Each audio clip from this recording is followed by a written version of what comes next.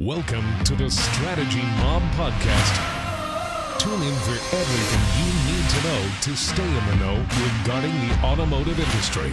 Here's your host, Jason Harris. It does, but it all comes down to convenience, right? Yes. The reason that you have no beef whatsoever spending an extra $1 or a water bottle or whatever it is there is they've processed convenience for you.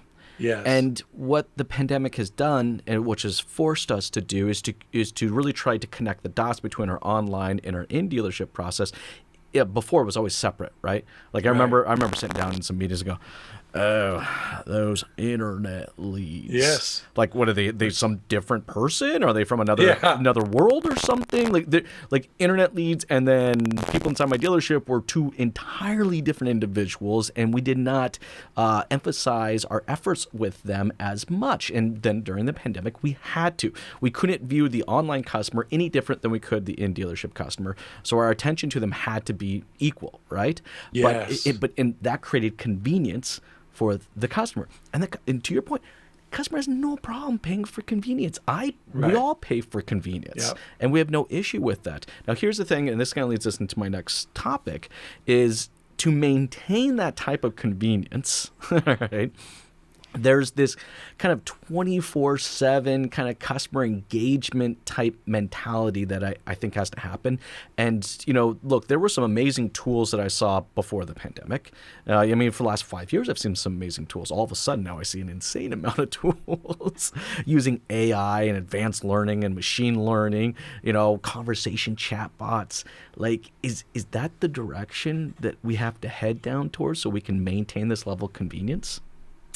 Well, this is a wonderful topic, and we could spend a day on this. But Probably. let me share. I'll share my opinion with your question.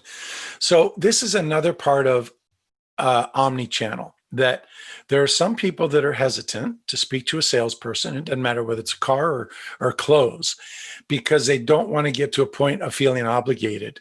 And frankly, I'm one of those.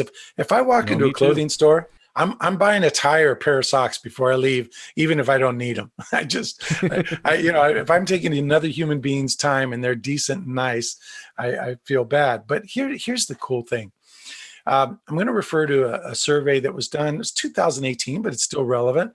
The Rikus Group, Mark Rikus, my buddy, he did a survey with Cox Automotive, sponsored it, and that was a simple question that was asked to automotive purchase intenders and people who bought cars. And the question was this: if it were easier and stress-free to buy a car, new car or used car, would you buy one more frequently?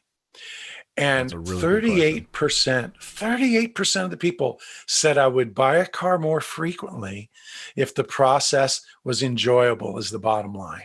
Right? Wow, that's cool. And so that made me extremely optimistic about, first of all, the future of the car business, because I live in a decent area in the Hollywood Hills here, and I've got people that they're living in multi-million-dollar homes, and they drive a 15-year-old Cadillac, Lincoln Mercedes, and it's not because they can't afford a new one. In fact, they're spending more maintaining those cars than what a lease payment would be on a new one, right?